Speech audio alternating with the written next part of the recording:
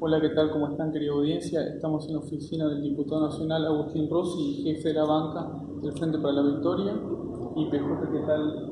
¿Cómo le Agustín, ¿cómo va? le ¿Cómo va? anda? ¿Todo ¿Todo bien? bien? Bueno, voy a empezar con la primera pregunta. En base a los actuales acontecimientos con respecto al acuerdo comercial entre la Unión Europea y el Mercosur, y habiendo sido elegido como diputado para el Parla Sur, ¿qué pensás de este acuerdo económico entre bloques? Algunos llegan a denominarlo como una suerte de neocolonialismo. ¿Perjudicaría seriamente la economía del Mercosur y en particular de nuestro país? Bueno, lo primero que hay que decir es que es un preacuerdo. Digamos, no es un acuerdo porque lo que tiene que convertirse esto tiene que tener tratamiento parlamentario en los 4 países integrantes del Mercosur y en todos los países que integran la Unión Europea. Eh, el preacuerdo ha estado rodeado de secretismo. No sabemos bien cuál es la letra chica. Sabemos en líneas generales lo que están diciendo los funcionarios y está claro que es un acuerdo que favorece el rol del bloque del Mercosur en cuanto a exportador de materias primas y alimentos. Fundamentalmente uno podría decir que favorece a las manufacturas de origen agropecuario y a la materia prima y a los productos primarios y complica brutalmente al sector industrial. Podríamos decir que vamos a volver a exportar carnes y trigo, digamos, ¿no? Y recibir todo lo que se fabrica y se elabora en otros lugares del mundo, fundamentalmente en el bloque europeo. De hecho, ustedes saben que el 80% de las exportaciones argentinas a Europa hoy son productos de origen agropecuario, del sector primario, y las importaciones que nosotros hacemos de la Unión Europea, más del 90%, son de manufacturas de origen industrial. Por lo tanto, esto se va a agudizar y se va a profundizar. Sin ninguna duda que al menos que a la economía argentina la va a perjudicar. ¿Por qué presidentes con miradas similares a las que nosotros tenemos, como por ejemplo el presidente uruguayo o el presidente Evo Morales? Bueno, son países ambos que, si bien tienen los dos tradiciones fuertemente progresistas, son países que no tienen desarrollo industrial, que su economía es una economía fundamentalmente primaria o de servicios. El único país de América Latina que todavía lucha por tener un perfil industrial es Argentina, porque hay que sacar afuera de esto a Brasil. Brasil es la séptima economía mundial y tiene su propia lógica.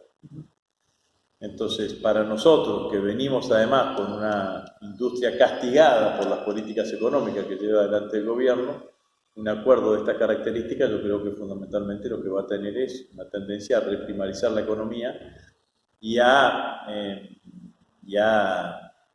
abortar cualquier vestigio o intento de desarrollo industrial en la Argentina. Los cálculos es que hay 185.000 puestos de trabajo en riesgo, de los cuales más de 60.000 es por la industria automotriz, 55.000 en la industria automotriz y metalmecánica, que seguramente va a ser claramente la más afectada. Entonces, bueno, esto es lo que nosotros queremos discutir y por eso estamos pidiendo que el canciller y el ministro Sica vengan al Congreso de la Nación. ¿Vos ves este preacuerdo como una pérdida de soberanía económica? No sé si como una pérdida de soberanía económica, porque nosotros siempre estuvimos de acuerdo en el acuerdo entre la Unión Europea y el Mercosur. Siempre lo que hicimos fue, nuestros negociadores tenían determinadas líneas rojas, las cuales no podían pasar. Entonces, fundamentalmente lo que teníamos eran dos bloques de asimetrías, ¿no? Dos bloques que eran profundamente asimétricos, y nosotros lo que decíamos es que el bloque más débil económicamente lo que tenía que tener a niveles de protección para que el avance de este bloque más fuerte no termine destrozando las economías de cada uno de los países. En la década del 90 del siglo pasado se hablaba de la Argentina, que Argentina tenía que aprovechar sus ventajas comparativas, claramente, y que el resto de los sectores se tenía que reconvertirse, es lo que están diciendo ahora. Y en la década de 1890, la Argentina era eso, digamos, ¿no? Un proveedor de materia prima. Yo ayer la escuchaba a la gobernadora Vidal hablar de qué suerte que vamos a poder exportar más carne, digamos, si hay algo a lo cual, claro, ellos no saben nada de historia, ¿no? Pero si hay algo a lo cual no habría que hacer referencia sería eso, ¿no? Porque el debate de las carnes ha sido un debate histórico en el Parlamento argentino que tuvo a Lisandro de la Torre como el defensor más claro de los intereses nacionales. En la década infame. En la década infame, abuelo, o sí creo que sí, el abuelo del actual senador Pinedo era el ministro de Economía, en el marco del pacto Roca-Russellman, en donde Argentina se comprometía a venderle carne a Inglaterra y Inglaterra... En el 36. ¿No? Claro, efectivamente. Exacto.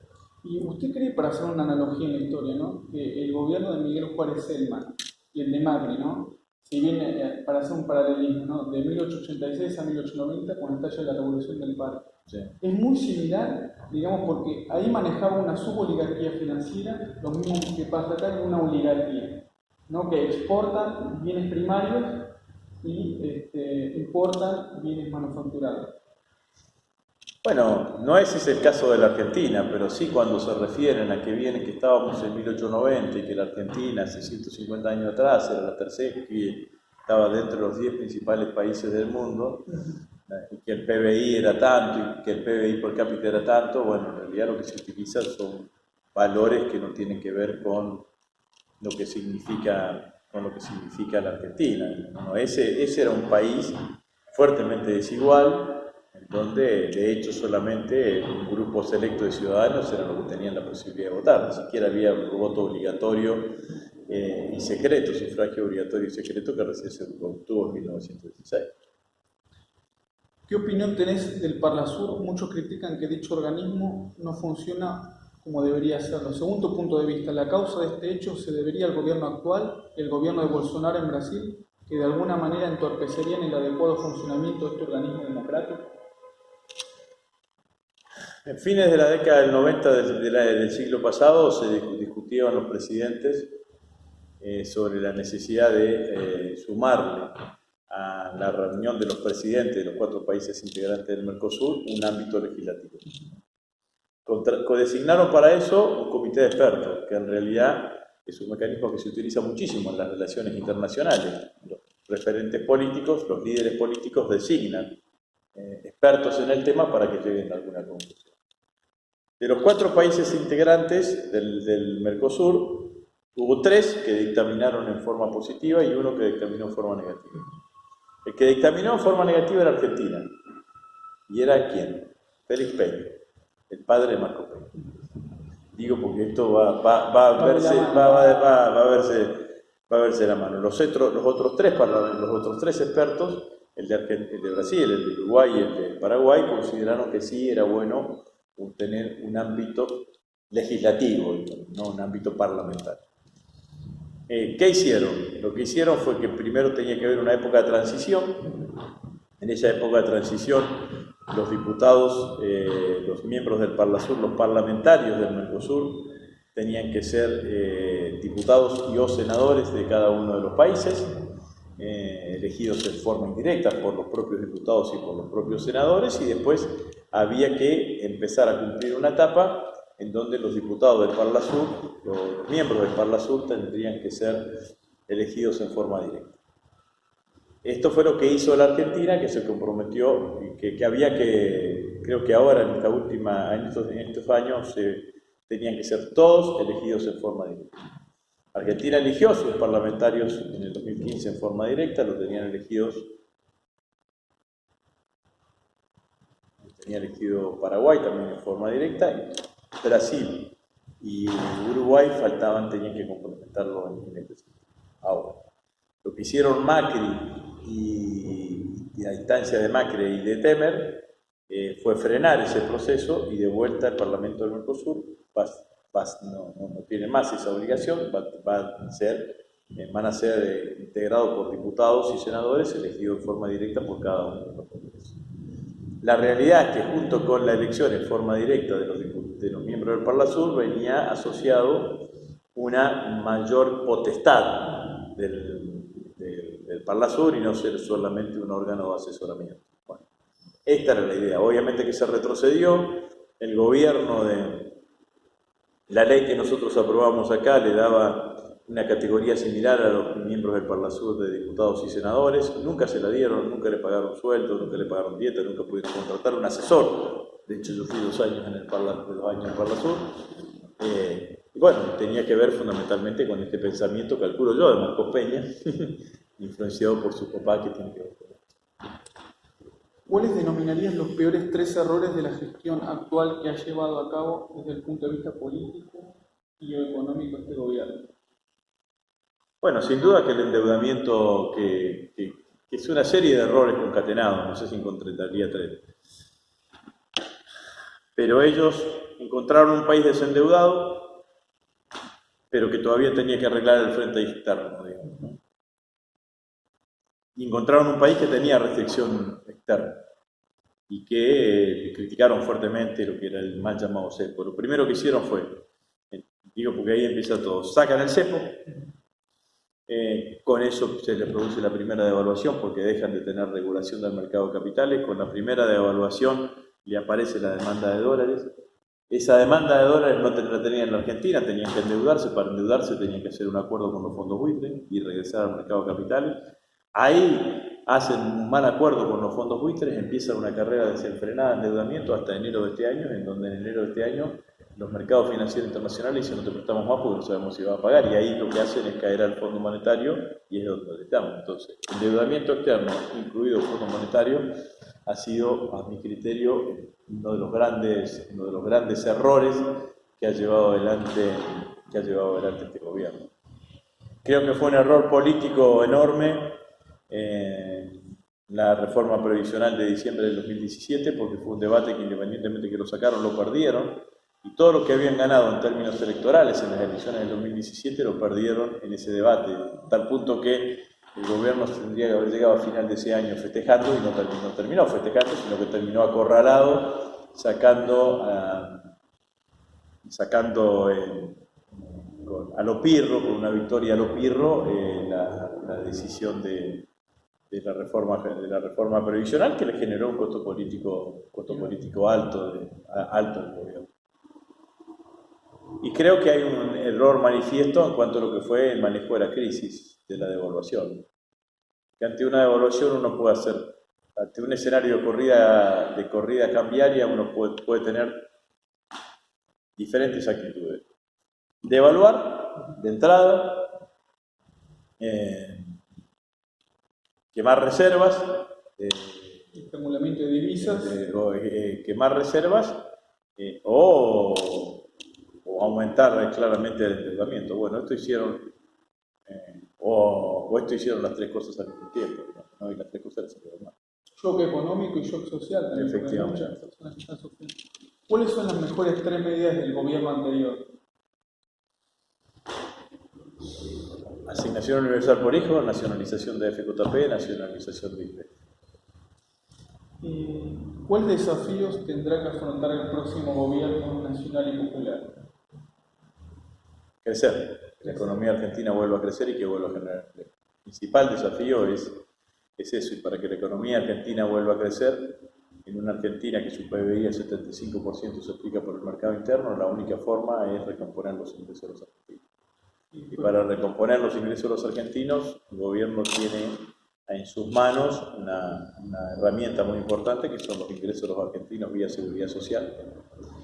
Así que yo propiciaría devolverle poder adquisitivo de forma inmediata a la jubilación, a la pensión, a la asignación universal por hijo, a las asignaciones familiares, y con eso generar un ritmo de crecimiento económico. Financiación en la salud pública, la educación pública. Sí, bueno, eso sí, pero lo que necesita la Argentina es dinamizar el mercado interno. Para eso hay que meterle plata en el bolsillo de la gente. Meterle plata por abajo, no por arriba, digamos. Y para eso los recursos de la seguridad social son ideales, porque son recursos que se gastan. Ningún jubilado ahorra. Nadie que cobra la asignación universal por hijo ahorra, ¿no? Ahí gasta.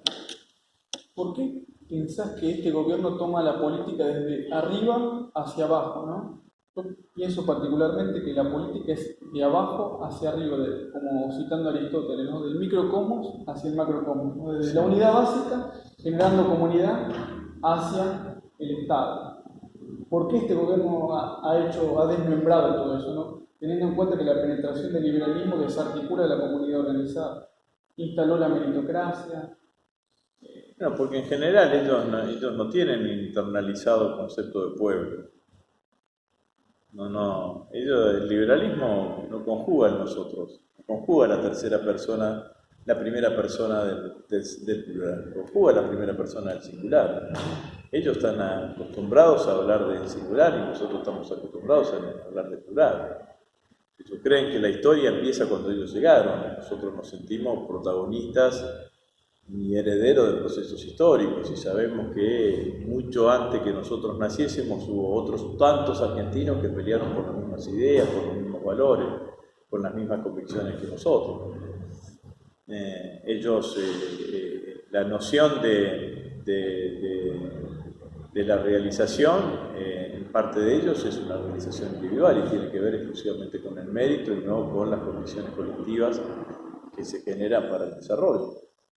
Entonces, la verdad es que no analizaría que ellos piensan de arriba hacia abajo. En realidad también piensan en el de abajo, desarticulado, solo, individualmente. Desmoralizado. Vos sabés que estas políticas económicas lo que hacen hacen el sector de ellos, no sé si desmoralizado, ¿no? Acá hay un sector de la sociedad argentina que yo creo que ese es uno de los grandes problemas, que no solamente le interesa vivir bien, sino que le interesa de que el vecino de al lado viva mal. Entonces, esa diferenciación de clases sociales es, creo, lo que generó fundamentalmente el odio que se ve en determinados sectores de la sociedad. Mirá, yo te digo una cosa, un día voy a una localidad del interior de la provincia de Santa Fe, una localidad agropecuaria, 4.500, 5.000 personas que viven allí. Yo me juntaba en general con gente, en 2016 los invitaba a desayunar vía Facebook, hacía un desayuno con mis amigos de Facebook, lo hacía en distintos lugares. Esta vez era un poco más ampliado porque lo había organizado la intendente de la localidad y uno me dice, no, acá en el pueblo la grieta se dio en el bar Fausto, que era el bar del pueblo. Entonces, ¿y cómo se dio la grieta? Y claro, porque el bar Fausto era el bar en donde venían los gringos los fines de semana. Desde que, por ejemplo, el Plan Procrear generó una revolución en la construcción de la región, la gente que vivía en los arrabales también tenía ingresos. Entonces, esa gente que también empezaron a tener la posibilidad de ir al bar Fausto, empezaron a ir los fines de semana. Y en general, como todo parte de los sectores populares, son numerosos de familia, entonces ocupaban 2 o 3 mesas. Y como para ellos era una gran fiesta, se quedaban mucho tiempo. Entonces venía el gringo del lugar y decía, che, no encuentro lugar, ¿por qué esta gente está acá? Bueno, ese es el problema. El problema es ese. No, el problema de la sociedad argentina es ese. O sea, por eso la idiosincrasia... la historia de Mar del Plata. Mar del Plata era la villa de Mar del Plata y Montehermoso eran las primeras villas veraniegas de la sociedad argentina y fundamentalmente de la porteña, ¿no? ¿Quién iba allí a Mar del Plata a veranear? Iban a veranear los sectores de clase alta porteña y del interior del país. Viene Perón en el 45, le da poder a los sindicatos hacen hoteles sindicales, aparece el turismo social y ese sector de la sociedad se va. Y se va a Pinamar, o a Punta del Este o a otros lugares, digamos, ¿no? Entonces, este es el problema. Hay un sector de la sociedad argentina que ni siquiera quiere compartir el espacio público con otros sectores sociales. ¿De qué manera no lo comparte el espacio público? No puede hacer un paredón. Comparte haciéndolo inaccesible. Teniendo en cuenta, ¿no?, que los medios masivos de comunicación alienan, enajenan y configuran la opinión pública, ¿no?, y adjudican una connotación peyorativa a candidatos, esa connotación negativa se naturaliza para la conciencia colectiva de los miembros que componemos esta sociedad y desemboca en un ostracismo, en una muerte social. ¿Vos cómo pensás que puede hacer los candidatos para neutralizar este avance de los medios, ¿no?, junto al lawfare o la guerra de las corbatas, ¿no?, el poder judicial y el poder mediático? Sí, hay que tratar de no jugar en la cancha de ellos, ¿no? Nosotros tenemos que tratar de instalar nuestra propia agenda. Sabemos que la agenda de ellos va a ser el lawfare, la estigmatización de nuestros candidatos, las denuncias falsas, la descalificación de nuestros candidatos, y nosotros tenemos que hablarle a la gente. El escenario nuestro tiene que ser decirle a los argentinos qué es lo que vamos a hacer para sacar a la Argentina de la crisis. Mientras tanto, que ellos digan lo que quieran decir, pero nosotros tenemos que conectarnos con la gente y dar la batalla en el lugar donde somos invencibles, que es en la calle. Y para eso lo que necesitamos es que nuestra militancia política esté fundamentalmente en la calle. ¿Y vos qué le dirías a la gente que está anulada el pensamiento crítico negativo por los medios masivos de comunicación? Y que ya se anuló su capacidad para discernir la información buena de la mala. Que haga una experiencia, que abra todos los días la heladera durante un año y que le saque una foto. Que vaya viendo cómo va evolucionando su heladera, su ropero. Que haga eso, digamos, ¿no? O sea, que vea, todas las mañanas te saca una foto de tu heladera. Te vas comparando. Después de 6 meses, fíjate la heladera que tenés. ¿Cómo pensás que le va a ir al frente de todos en las PASO? ¿Te imaginas un escenario de balotaje? Nosotros estamos haciendo bien las cosas, porque estamos haciendo todas las cosas como para tratar de ganar en primera vuelta, y ese es el esfuerzo que hay que hacer, porque además es lógico y razonable. El sistema electoral argentino brinda menos exigencias para ganar en primera vuelta, o exige menos, tiene menor nivel de exigencia que ganar en primera vuelta que ganar en el balotaje. En primera vuelta con el 45,1%, independientemente de lo que saque el segundo, ganás. Con entre el 40 entre el 40 y el 45 con 10 puntos de diferencia. Entonces yo creo que hay que hacer el esfuerzo enorme para eso. Parece que se hizo una coalición electoral amplia, me parece que ahora lo que tenemos que hacer es tratar de que eso se exprese en la mayor cantidad de votos en la primera vuelta, y si no tendremos que ir al balotaje. Pero el voto en el balotaje es un voto complicado, digamos, ¿no? De comillas, envenenado, porque es un voto en donde no solamente se expresan las miradas positivas que puede tener un elector sobre un candidato, sino que también hay una mirada claramente negativa que puede tener un elector sobre el candidato adversario. Entonces hay un voto positivo y un voto en contra de él, un voto negativo. Entonces, ¿en qué proporción está eso? ¿Está eso puesto? Bueno, ahí es donde me parece que hay que tener cuidado. Por eso lo lógico es tratar de ganar el voto. ¿Cómo analizás la política que hace este gobierno de la mercantilización de la vida, ¿no? Teniendo en cuenta que a los 15 días de asumir, lo que hace es quitar las retenciones a las mineras, a las petroleras y al campo, y generar un déficit fiscal doméstico en las familias? El gasto es superior a la ganancia, no pueden tener un presupuesto equilibrado y mucho menos un superávit fiscal. ¿Cómo analizás esta mercantilización de la vida, ¿no? Que toma este gobierno los servicios como un derecho y no como un bien? Sí, bueno, el liberalismo siempre ha generado exactamente lo mismo. En cualquier lugar donde se aplican estas políticas económicas generan el nivel de desagregación social que existe hoy en Argentina. Argentina hoy tiene una cantidad de argentinos que han perdido empleo y que no logran encontrarlo, no logran remontarse. Lo que encuentran son alguna changa que no llega a la categoría de empleo formalizado. El que tiene trabajo no llega a fin de mes. La reacción primaria de los argentinos, ¿qué ha sido? Ha sido la política de ponerle un agujero al cinturón. Digamos, hay menos ingresos, entonces te achicás, hasta que te encontrás con esta situación de desesperación que viven grandes sectores de la población argentina. Está claro que detrás de esto, ¿qué hay? Detrás de esto hay uno de los grandes objetivos del bloque de poder hegemónico que ha tenido la Argentina, que es bajar, en términos relativos, el precio o el poder adquisitivo del salario. De hecho, pasamos de tener un salario en dólares de los más altos de la región a tener el salario en dólares más bajo de la región. Y ese poder adquisitivo perdiéndolo. Para eso, ¿qué es funcional? Es funcional todo lo que ha pasado. Y es funcional también la desocupación, porque la posibilidad de exigir más se te genera, es mucho más difícil cuando sabes vos que detrás tuyo hay 50 o 100 que quieren el mismo trabajo que tenés vos y que están dispuestos a hacerlo por cualquier precio. ¿Qué sensación te deja un gobierno que prefiere poner animalitos en los billetes en vez de a próceres de nuestra historia, ¿no? Bueno, yo creo que eso es una negación de la historia, una perspectiva histórica. Es una negación de la identidad de nuestro pueblo, ¿no? Porque no es solamente eso, es haberle bajado la intensidad a todo lo que son las fiestas patrias. Como el presidente haber ido a Rosario el 20 de junio y no haber ido al acto oficial y hacer un acto en un club de barrio y hablando de otro dirigente político sin hacer referencia a la bandera argentina, que es uno de los emblemas que tiene la ciudad de Rosario, una ciudad que no tiene ni fundador ni fecha de fundación.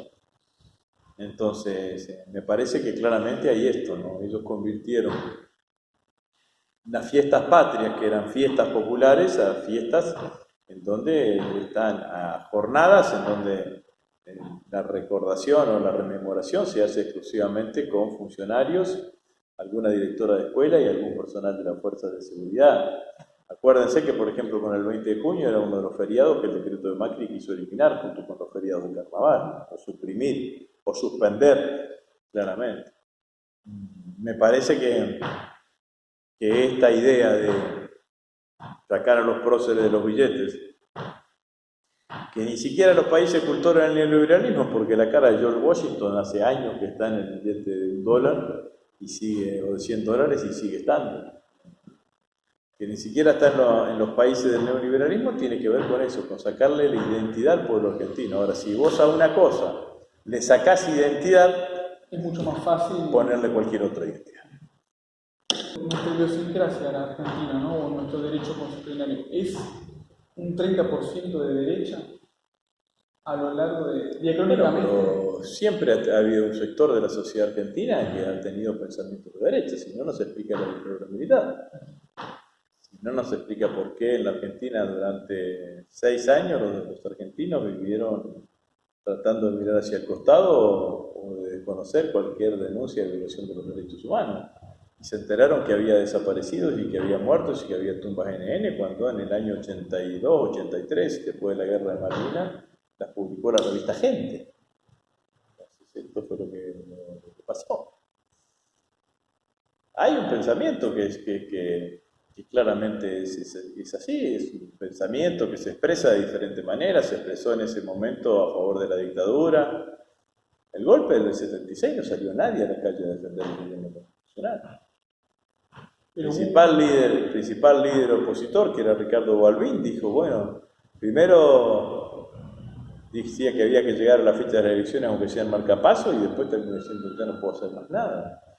Entonces claramente que hay un pensamiento, una base de un pensamiento de los argentinos cuando se enteraban de que yo porque lo viví, que había desaparecido un vecino de las calles, por algo será, algo habrán hecho, eran las 2 frases que estaban muy internalizadas. La Argentina tuvo 18 años en donde el principal líder político del país, que fue Perón, estaba proscripto. Estaba exiliado, no podía volver a la Argentina. En Argentina hubo un periodo de elecciones fraudulentas, como en la década del 30 al 43. 1932 al 43, o elecciones como fuera del 63, en donde el principal partido político opositor no pudo participar. Y ahí ganó entonces, esto es así, digamos, no es... Hay un bloque, uno lo ve, lo conoce, sabe que es así, y es gente que piensa estas cosas que te dije anteriormente, que es mentira que todos creemos que todos somos iguales frente a la ley y de la igualdad. No, hay gente que se siente superior que le interesa vivir con desiguales, digamos, ¿no? Y le interesa que existe la desigualdad. Pero si te encontrás con gente hoy que te dice yo trabajé 30 años y ahora resulta que una que no trabajó tiene también una jubilación. No le importa, ¿me entendés? Que la jubilación de él sea más grande, que gane y demás. Lo que le importa es que el otro haya tenido una jubilación sin teóricamente haber trabajado. Probablemente ese tipo haya trabajado en negro, haya sido ama de casa durante toda su vida. Entonces, hay un bloque conservador en la Argentina, de pensamiento conservador. En todas las sociedades pasa eso. Hay una sociedad más autoritaria, o hay una sociedad más progresista, y algunos que pensamos que tenemos relaciones de pareja más igualitarias, que tenemos una relación no de padre castrador con nuestros hijos, que creemos en la educación pública, que creemos en la universidad pública, en la presencia del Estado. Y hay otros que no piensan eso, que no creen en la universidad pública, que creen que en la universidad privada, que creen en los colegios privados, que creen en la figura autoritaria del padre, que necesitan la idea del orden como para que la sociedad funcione. Bueno, esto es así. Pero si bien la Constitución Nacional lo que hace es promover el concepto de seguridad e isonomía, ¿no? Igualdad de derechos ante la ley e igualdad de derechos. Pero la Constitución Nacional también provee favorecer la inmigración de la raza aria en sus artículos fundacionales, la primera parte. Bueno, y la última pregunta, ¿desde dónde te gustaría colaborar en el próximo gobierno nacional y popular? Desde acá, pero siendo oficialista. Bueno, querida audiencia, estuvo con ustedes Agustín Rossi, diputado nacional, así que les mando un saludo grande y hasta luego.